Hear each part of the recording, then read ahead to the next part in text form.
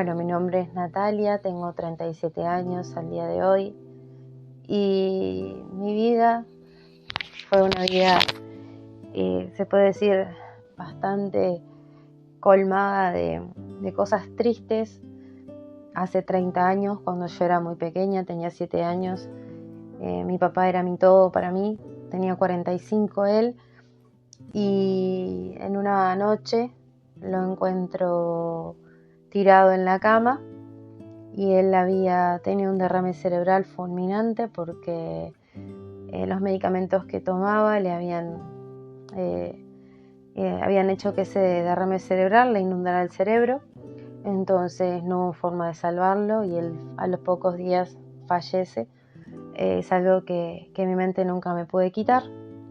Y bueno, los planes de mi familia, siempre habíamos vivido de arrimados desde que yo nací en adelante, y por fin, porque tanto mi madre como mi padre habían ganado una lotería importante acá en Uruguay, y bueno, se había conseguido ir a vivir juntos, solos, en Progreso, era donde nos íbamos a venir a vivir.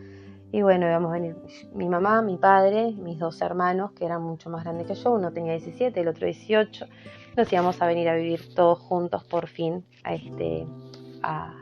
sin estar de arrimados. Cuando mi padre falleció, un mes antes de esto, igual la decisión de mi madre fue mudarnos. O sea, vivíamos en la capital, en Montevideo, capital de Uruguay, y mi madre decide seguir con el último deseo de mi papá, de mudarnos. Entonces nos mudamos para Progreso, obviamente alejándonos de la familia y de todo. Estábamos muy solos, pero bueno, mi mamá, como podía, nos seguía sacando adelante. Fue un cambio muy fuerte, muy drástico. Mi mamá lo sufrió mucho, tuvo varios intentos de suicidio, tuvo muchos problemas emocionales. Fue muy difícil. Yo, como chiquita, yo a mi papá lo amaba y tenía mucho enojo de por qué se había ido, por qué me había abandonado. Y bueno, fue muy difícil esa época. Y a los pocos meses de mudarnos, algo llamativo fue que en esa casa donde nosotros vivíamos, la señora que vivía antes odiaba a los testigos de Jehová, los odiaba con toda su alma, pero ellos se mudaron y el otro día llegamos nosotros a la casa. Entonces nunca vieron que hubo un cambio de familia en esa casa. Así que bueno, una tarde mi mamá había agarrado, yo estaba jugando afuera, ella había agarrado una foto de mi papá y había no sé cómo le llamarán en diferentes países, en Uruguay se le dice un aljibe, un pozo donde se saca agua, que todavía estaba en funcionamiento en esa casa. Mi madre toma una foto y dice: bueno, Dios mío, me encomiendo en tus manos, que sea lo que tú quieras, y va con esa foto según ella, lo que nos contó siempre, que iba a suicidarse, a quitarse la vida. En ese momento golpean la puerta 2 testigos de Jehová. Cuando ella las vio, pensó que era yo, que entraba o que quería entrar.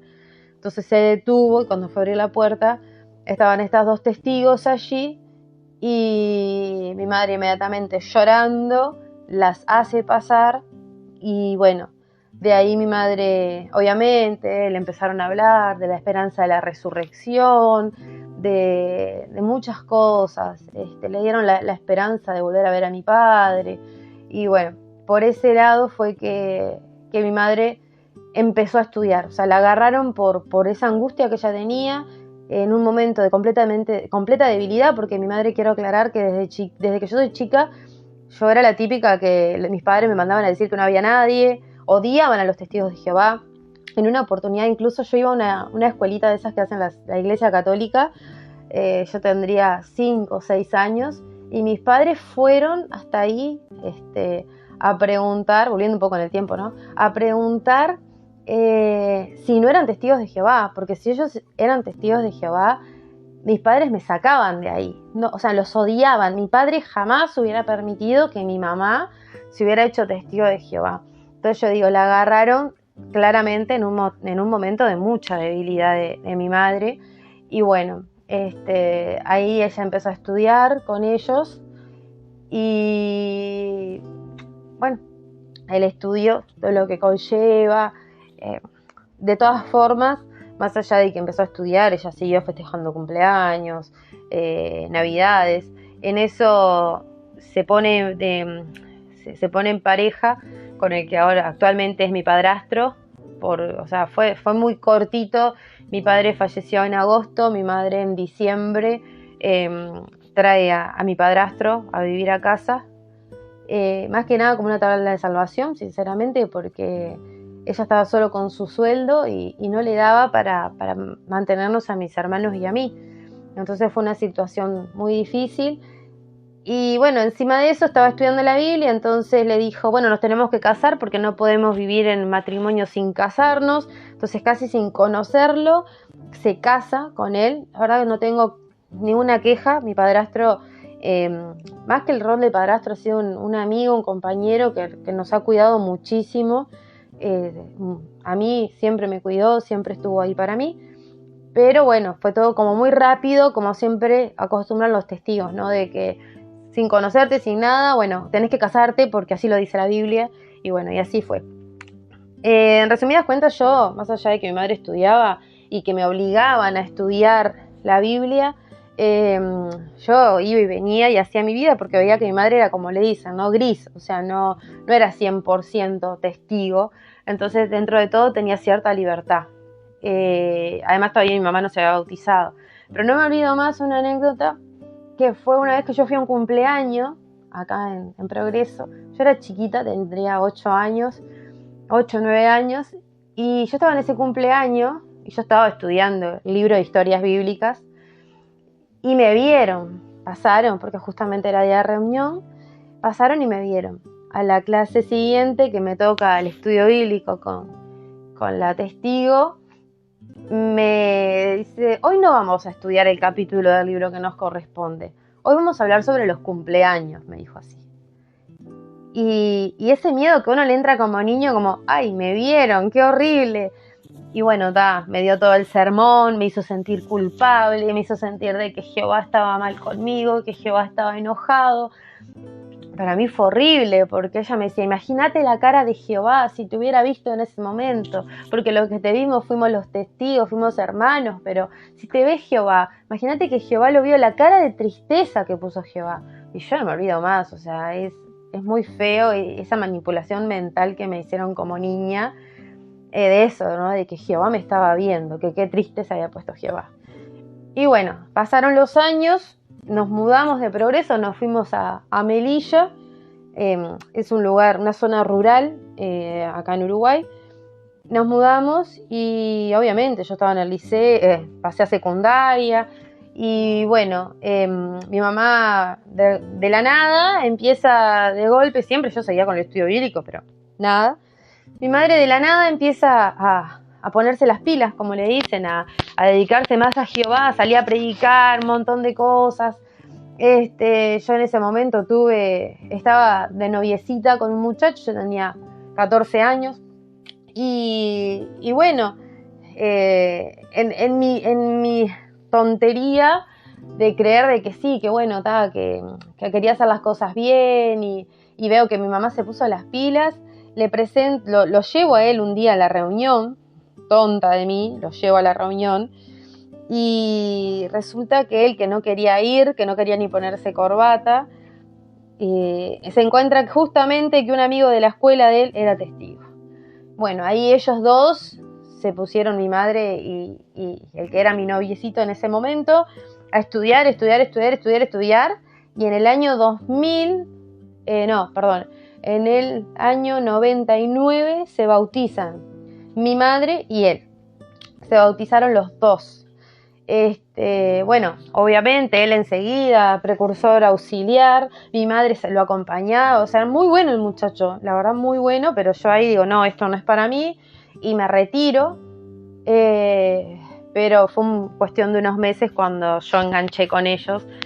Mi mamá habló mucho con los jóvenes de la congregación, las precursoras, todo, y y empezaron a rodearme, a invitarme a las fiestas de jóvenes, hacíamos los estudios de la atalaya juntos, que la verdad no me puedo quejar porque era lindo compartir con otros jóvenes.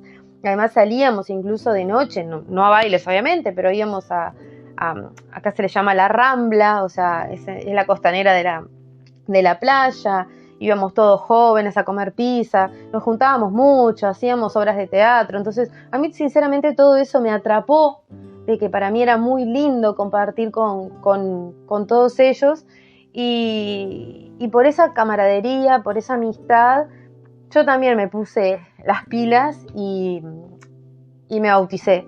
Me bauticé y después enseguida empecé con el precursorado auxiliar. Podríamos decir que era como la jovencita ideal dentro de la congregación, hasta que, bueno, en un momento las cosas económicas ruedan mal y cuando todo eso pasa, nos volvemos a Progreso y en cuestión de menos de un mes, mi hermano nos llama, que mi hermano se había ido para Estados Unidos, nos llama, estamos hablando que en ese momento cuando me bauticé yo tenía 15 años, fue en el 2000, y obviamente, volviendo un poco el tiempo atrás, el tema de mis 15 lo sufrí mucho, pero como estaba con esa euforia del bautismo y de agradar a Jehová y todo eso, mi sueño era hacer mis 15, pero después con todo eso el sueño queda relegado completamente y lo que querés es agradar a Jehová y no poner triste a Jehová. Es más, yo me acuerdo que yo lloraba porque mis amigas cumplían 15 años y todas tenían su fiesta y yo lloraba en mi cuarto y yo decía, perdoname Jehová que estoy triste porque no tengo mi cumpleaños de 15, no tengo mi vestido blanco, o sea, montones de cosas que uno después lo va dejando, ¿no? Ya después, como dicen, se lo va haciendo un poco duro el corazón porque uno se relega a uno mismo y pone a Jehová en primer lugar, a ese Jehová que le enseñan a uno, a ese Dios que le meten tanto a uno en la cabeza de que cualquier cosa que hagas está mal y que lo pone triste. Bueno, cuando nos vamos para Estados Unidos, obviamente yo dejo a mi novio, le digo que yo voy a regresar, mi idea era ir y volver, o si no llevarlo a él para allá. Mi novio me dice que no, que él no se piensa ir, que si yo vuelvo y si no vuelvo, bueno, cada quien hace su vida. Nos fuimos, nos llegamos a Estados Unidos el 7 de marzo del 2002, llegamos allá y bueno, mi hermano, sabiendo que para nosotros era muy importante reunirnos, que las reuniones eran sumamente importantes, yo en ese momento estaba completamente ciega y para mí era súper importante todo lo que tenía que ver con la organización de los Testigos de Jehová. Entonces en ese momento mi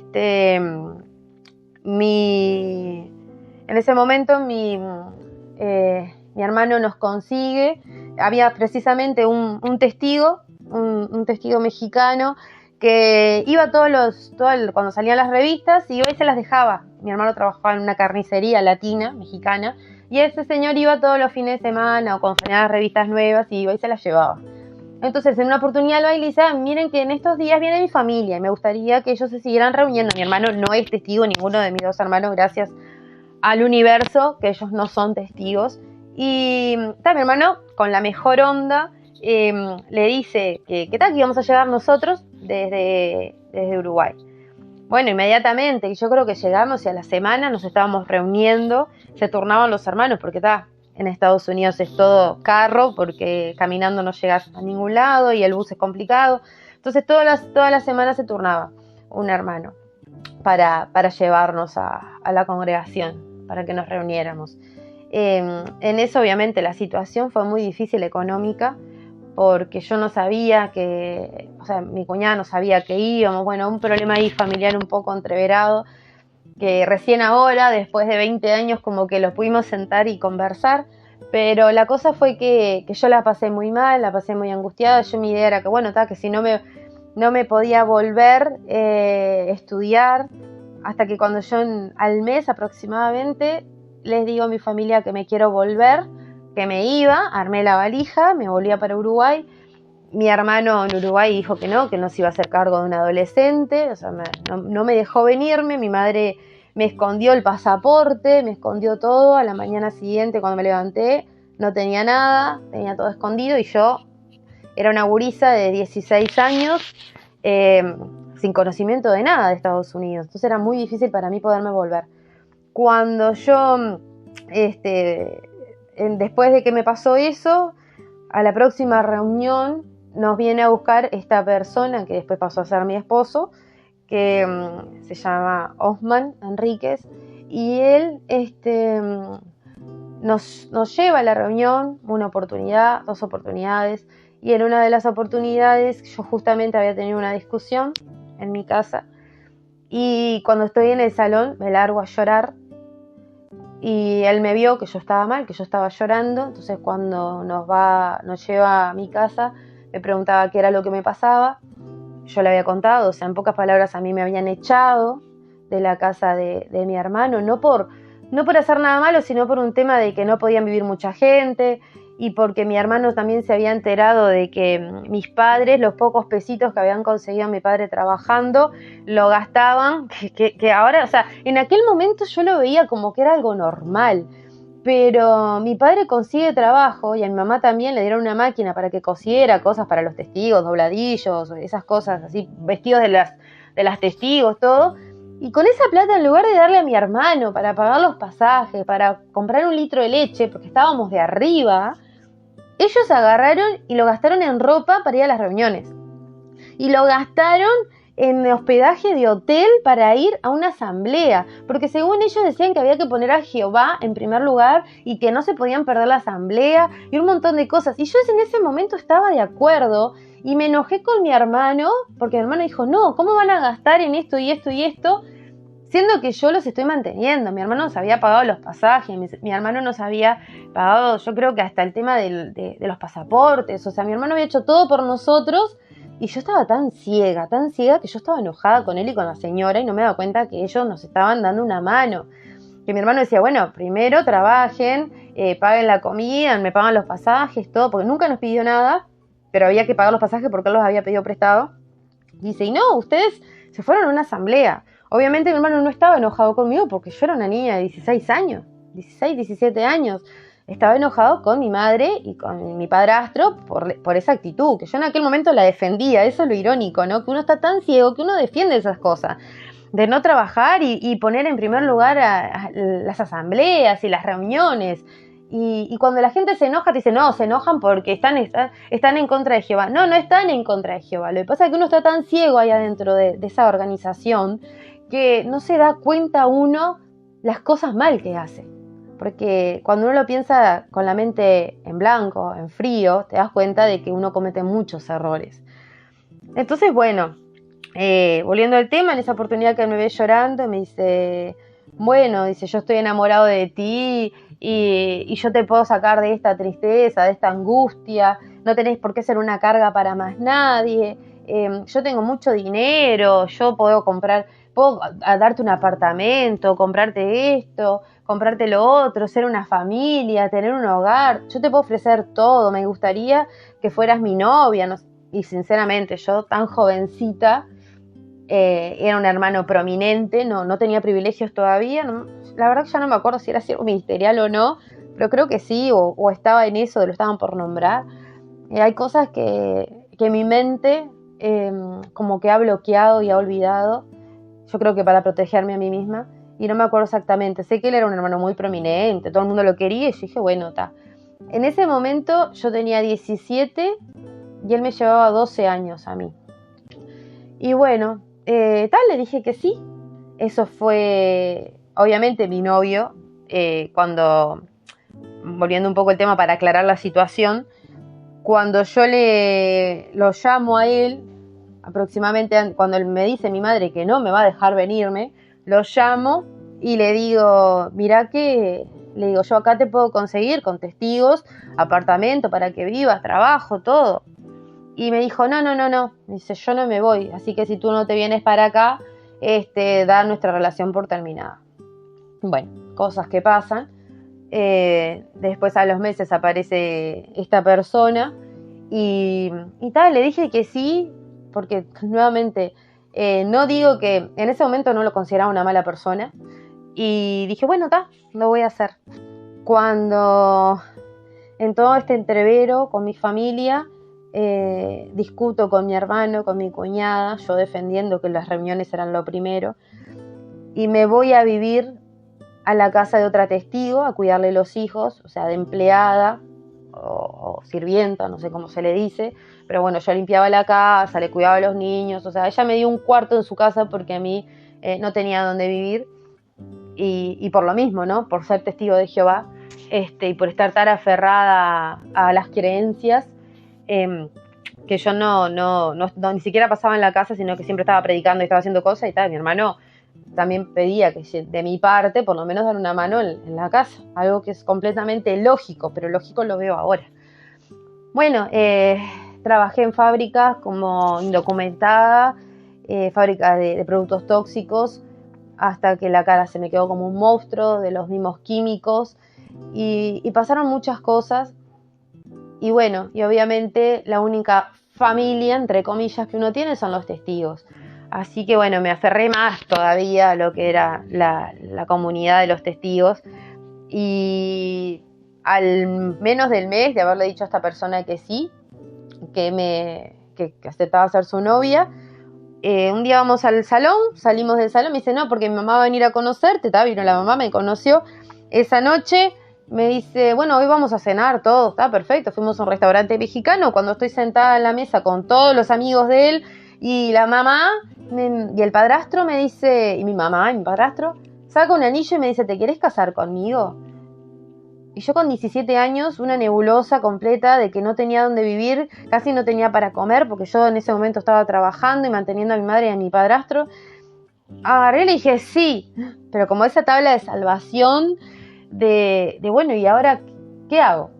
Es la opción que me queda. O sea, yo lo quería mucho, no es que no lo quisiera, no es que no me gustara, porque es algo que yo tengo que admitir, que a mí él me gustaba, me atraía como persona, que ahora me doy golpes en la cabeza, pero en ese momento me atraía, me gustaba, y sí, me deslumbré por todo lo demás que me prometía. Yo era una gurisa que nunca había tenido nada, y él me prometía todo, y a su vez a nivel espiritual era como el hermano ideal que está en la congregación. Entonces yo, bueno, me miró a mí, hasta yo me sentía privilegiada de que Osman me hubiera elegido a mí. Era como, wow, el hermano espiritual, porque eso es lo que las hacen ver a las jovencitas, ¿no?